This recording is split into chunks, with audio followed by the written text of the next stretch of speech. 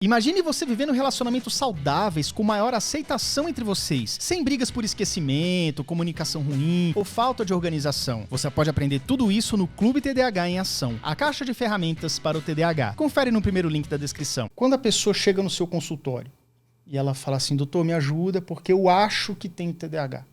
Às vezes ela vê um vídeo, às vezes ela faz um teste de internet, né, que tá tudo na internet. E o que você pensa acerca disso, do cuidado que às vezes o profissional tem que ter para fazer uma avaliação sem se deixar muito levar pelo viés do paciente? Como é que é isso? Por incrível que pareça, na maioria das vezes eu sugiro esse diagnóstico.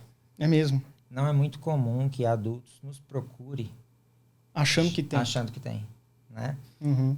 Eu falo de adulto principalmente porque é meu público majoritário, né? Atendo pouquíssimas crianças. Sim.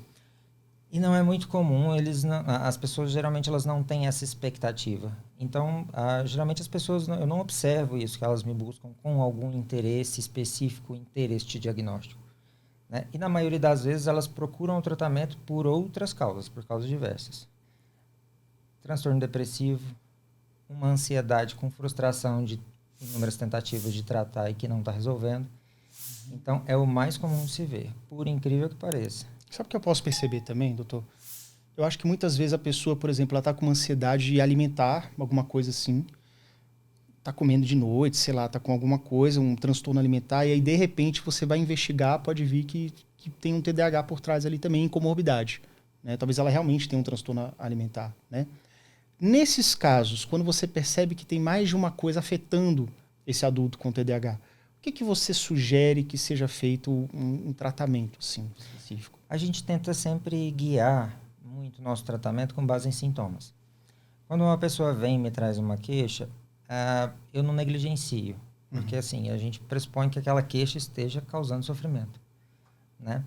Então a gente tenta sempre abarcar os vários sintomas que essa pessoa traz com uma terapêutica adequada, alinhada ali, né?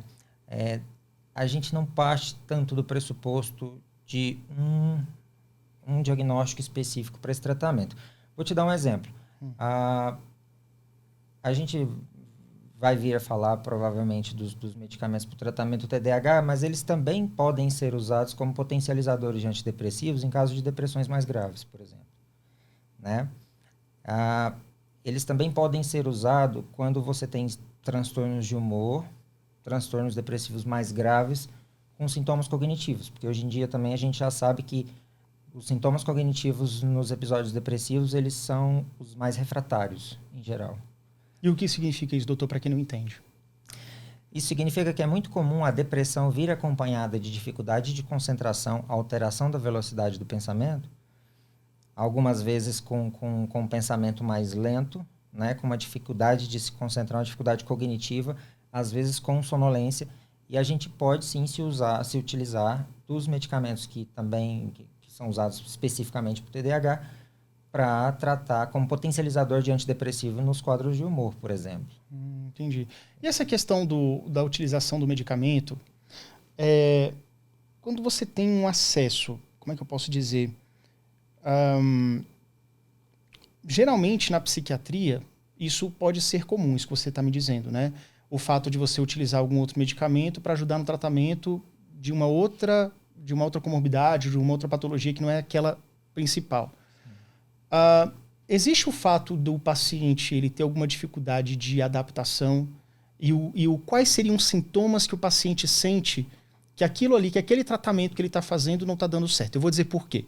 Eu conheço pessoas que já se queixaram, que já tentaram vários medicamentos para TDAH, vários não, tipo 1 ou 2, e aí fala assim, nossa, mas eu estou tomando isso há 3 anos, nunca senti nada. Eu não tive uma melhora. Ou então, nossa, eu fico sonolento. Ou então eu tenho dor de barriga. Como é que é isso? Como é que o paciente pode se entender nesse sentido? A satisfação com relação ao tratamento, ela precisa de uma observação mais minuciosa, porque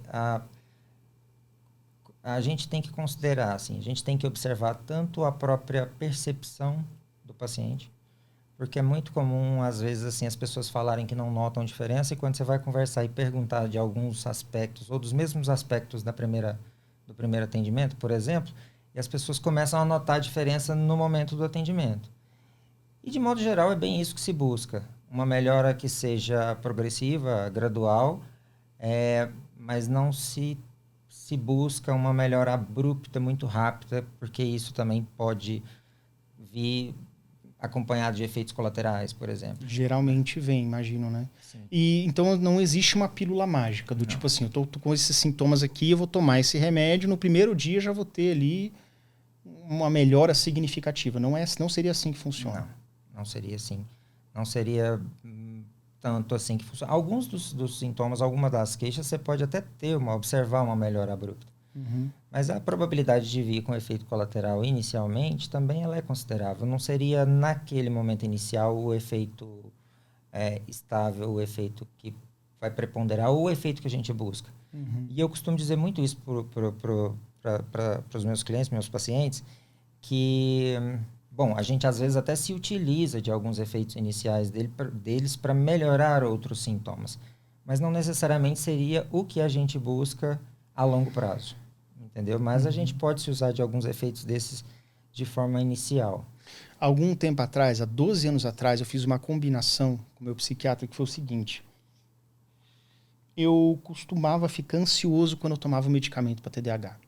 Sentia. E aí eu conversei isso com o meu psiquiatra e falou assim, você vai tomar aqui, eu acho que foi o Concerta de 54. O Concerta de 54, longa duração, e você vai tomar também, acho que era o bupropiona, se eu não me engano, em alguns momentos do dia.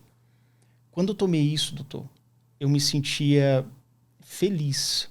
É como se fosse uma felicidade. Então, assim, eu parei de ter aquela sensação de ansiedade crônica que vinha, porque não adiantava nada. Às vezes eu ficava mais focado, mas eu ficava assim, me coçando, ficava querendo levantar toda hora, trazia dificuldades.